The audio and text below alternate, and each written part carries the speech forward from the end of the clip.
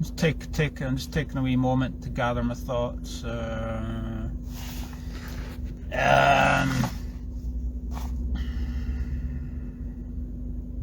Yeah, the cycling podcast, the training podcast that never ends. I'm the best podcaster in Dumfries. Nah, nah, nah, nah, nah. I've taken that crown. I've claimed that throne because I've decided that that's what it is. So if we could just put it into context, what it is the training was going really quite well. I think for the past 2 weeks.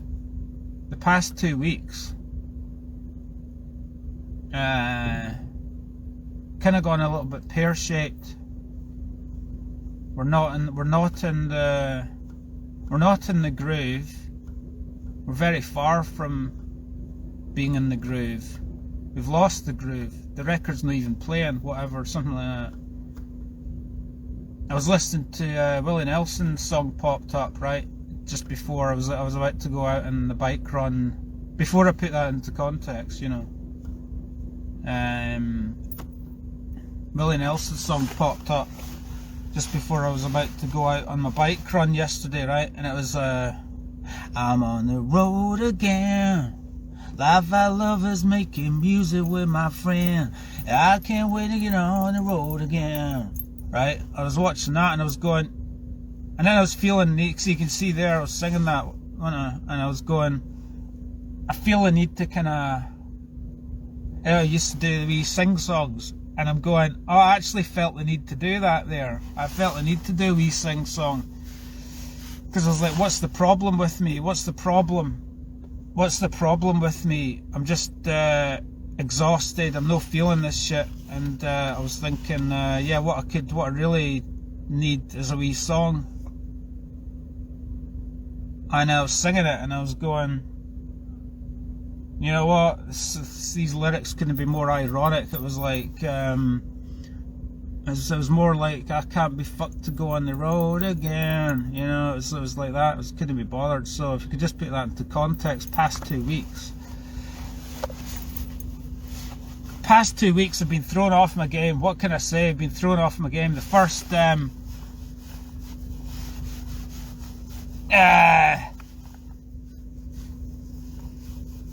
weeks ago I had that horrific bike ride, 113 mile.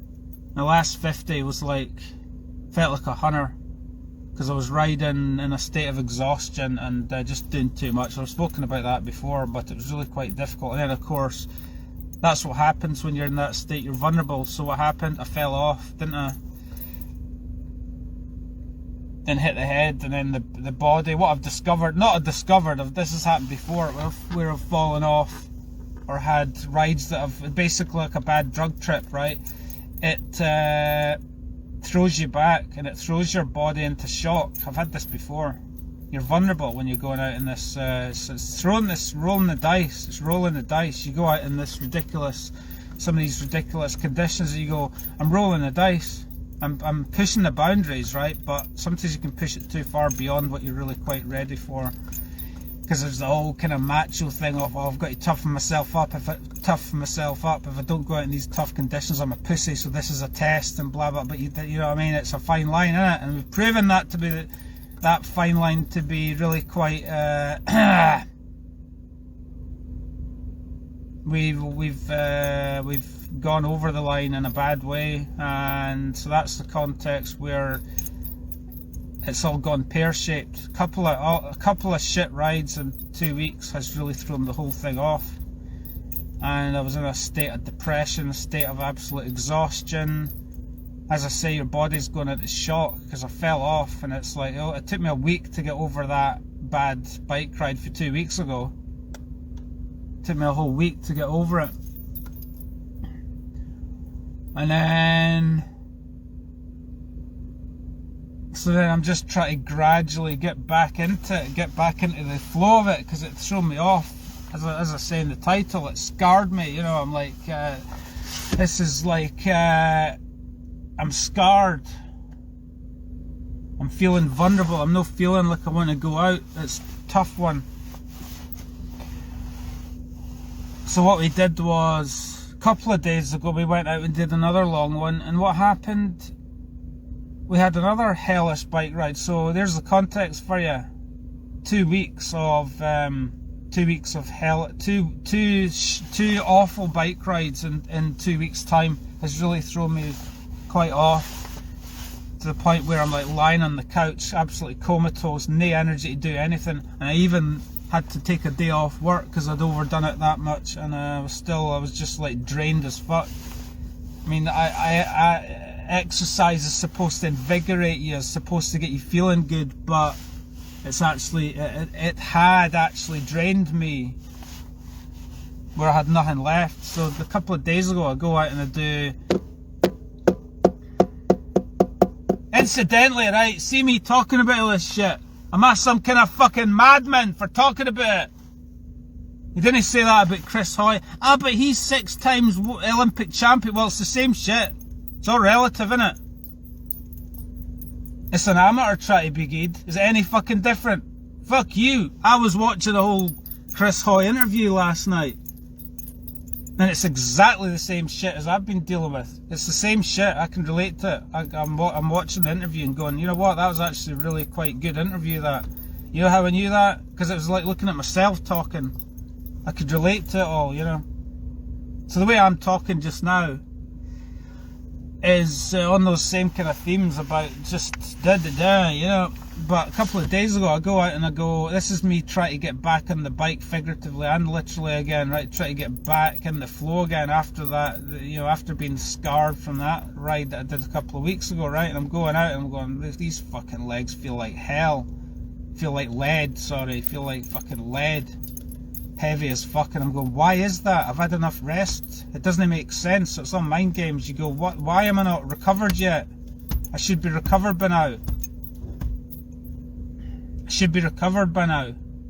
But no, as I say, your body does go into shock, and it was a wee, because I didn't have a coach, I've got to work all this stuff out myself, because obviously you've got the experience, but sometimes you go, I've got to remind myself of certain things. I've got to go try to get a fix on things and take a step back and go, what the fuck is going on here? So I think that was the answer, that sometimes it's like you go out on the bike ride and it's kind of like putting the heroin needle in your arm, you know. You after an hour of being warmed up, you go, I feel human again, I can see again, you know. And then the kind of wee insights come in and you go, yeah, I understand why. You get a broader perspective of why things haven't been working. And that, as I say, it's 2 horrific bike rides, but the 2 horrific bike rides hadn't happened by that point. This was me on this what was to become the second hellish ride that made me realise just how shit it, just how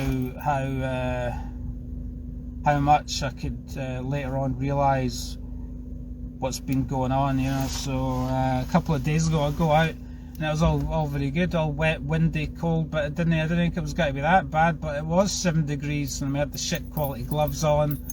We got the rain increased, so by the time we got to Kirkcudbright, the rain was coming down quite more sharpish, and absolutely soaked through. No waterproof jacket. Why did you carry a waterproof jacket with you? Great point. But I thought it was just going to be a light rain. I thought by the time I got wet I'd be like within a stone's throw of home, so I'd be fine. But nah, I got to Kirkcudbright and it's raining quite badly, soaked through, and of course the cold and that cold wind, and it was 7 degrees and the gloves got completely soaked through. So literally for the past, I'm actually reliving it now in the car with the memory of it. Fucking horrific. The last 20 miles of it, both hands are like ice cubes. I could literally, the circulation's completely gone on my 2 hands for the last 20 miles. And we've got a massive headwind going back home. So not only are we slowed down and having to do the torture for longer, but the cold wind is going right through those cold gloves, so my hands are fucking freezing. And I could not even change gear. So I've got these fucking icicles as hands. Sorry, ice cubes as hands that can't even fucking move. So I can't even change gear. So I was like having to, like some disabled person, move my hand down. It literally, the fingers couldn't move, so I was like having to move my hand down and use the kind of palm of my hand to kind of force the gear to change, and then I just stayed in a certain gear, and I was like just freewheeled. I'm like, I can't even change gear properly, so finally got in, and then it took me like half an hour to get the clothes off. I could literally not I was itching to get in the shower and everything, but I tried to unzip the overshoes, and I could literally not do it, so I'm like, right, I'm just gonna have to leave my bottoms on and try to take my top off and put it. It was taking fucking forever just to put. I'm like, fuck the shower, just get some warm clothes on you and get something to eat and everything. And I had to find it was like a quest, just getting the wet, cold overshoes off. So I'm like pulling them and trying to rip them off using, and we finally got out of the fucking clothes, and there you go. And then we recovered, and I'm going, right, I've been burned twice, so that's twice in 2 weeks. I'm like, this isn't really very good, this. So at least for the first half of the ride, the fucking muscles were in a good shape, but by the end of it, it turned into hell. Turned into a trip to hell again. So then what do we do? The day after, I'm going, right, why don't we just do an 80 miler on the Monday? Why don't we do it? We've built up, we've gone, we 30 miler, we 70 miler, let's do the 80 miler. And I was I'm a bit ambitious, and of course they define insanity, don't they? As the definition of insanity is doing the same thing over and over again and expecting the same result, different results. So what do? We were determined to go out again. So yesterday, this is literally yesterday, we go out and we try and do an 80 miler. And then like 30 miles in, I'm like, nah, fuck this. Absolutely dead. My back's sore from work as well. That was another thing. Lower back still sore from work. I'm like, you know what, this is Dave, just fucking cut it short, go home. So Dave cut it short, go in. And then of course, the rest of the day yesterday, I'm fucking exhausted. So there you go, 2 hellish bike rides, and I'm starting to go. The last of the bad weather's probably away now, so has gone. So I think it's just been demoralising. Because how can you're absolutely flying and everything's going according to plan, and it's like, oh yeah, we're on this next level, and then what do? We just have a shit bike ride I mean, let's just look at the past 2 weeks. 2 fucking hellish, freezing cold hands. Nearly, I'm like, hellish ride. Plus the other one, that was hell. Plus falling off and hitting the head and falling off. And I'm going, that's a lot to recover from. As an athlete, you're quite vulnerable to even the smallest thing. Chris Hoy in his fucking podcast yesterday was talking about that when he was on the eve of his gold medal, right? And what he did was he went out just for a wee warm up, and then a car pulled out in front of him and he fell off, and he was freaked out that he'd broken. This is right on the eve of his Olympic final. And he was fine, he just cut his skin and everything, but it's all psychological, isn't it? So even though you're fine, even though you're not seriously injured, your body still takes a knock, and there is a psychological element. Your body, I think, does probably go into shock. It sort of protects itself. It's like, fuck this, don't do this again, take time out. But then of course you have to be wrapped up in this. Graham McGree talks about being wrapped up in this. Well, he talks about the many universe, creating your own mini universe, a little protective bubble, a little cushioned bubble, protecting yourself from all negative things, because the training is negative or tough in and of itself, so it's tough enough, and you don't need any other external shit to make it even tougher. So I've had 2 hard blows really that have knocked the whole thing, and the performance has gone down, the body's gone into shock, it's seized up, and it's just we're trying to get moving again. So it's like, what are the lessons? Don't go out when if it's raining and it's going to be below 10 degrees. Take a spare set of gloves, you fucking idiot. Take a spare vest. I did take the jacket. I did take a spare under vest, but I didn't take spare gloves. Normally, what you do is put like a glove liners and maybe like the what do you call them, the latex gloves as well to help protect it, and then take a spare set of gloves. That's what I used to do, but of course with the overconfidence comes the kind of invincibility that I talked about before. You go, oh, I'm at a different level now. No, I'm fine. I'll be able to handle that. But nah, again overextending myself, overconfidence twice. Ended up and it's pushed me back. So there's a lesson. It's supposed to be fun. It's supposed to be fun. It's not supposed to be, you want a hellish test every now and then, but it's tough enough without making. Yeah, you can go, yeah, I'll create this kind of artificial fucking hell on earth scenario to replicate just how difficult the race is. Fine, but you can't do that all the time to the point where you're like, you fall off, you're recovering from the injury, you whack the head so that your ears are ringing, and and your circulation, and you're recovering from that, and the physical effort, and the psychological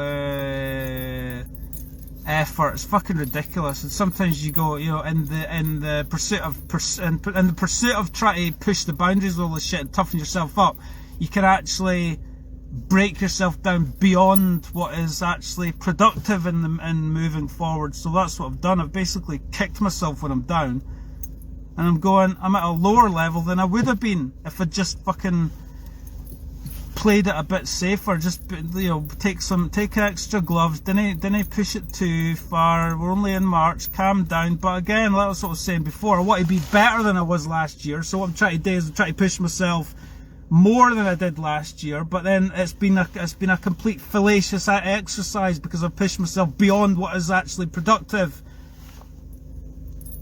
To the fitness level is lower, and the weight's gone up because I've been comfort eating with porridge, because I'm sitting there feeling flat, feeling like shit, feeling depressed, and I'm eating the extra bowls of fucking porridge in the evening and getting in the garage and buying Yorkie bars and coffees to try and soothe myself.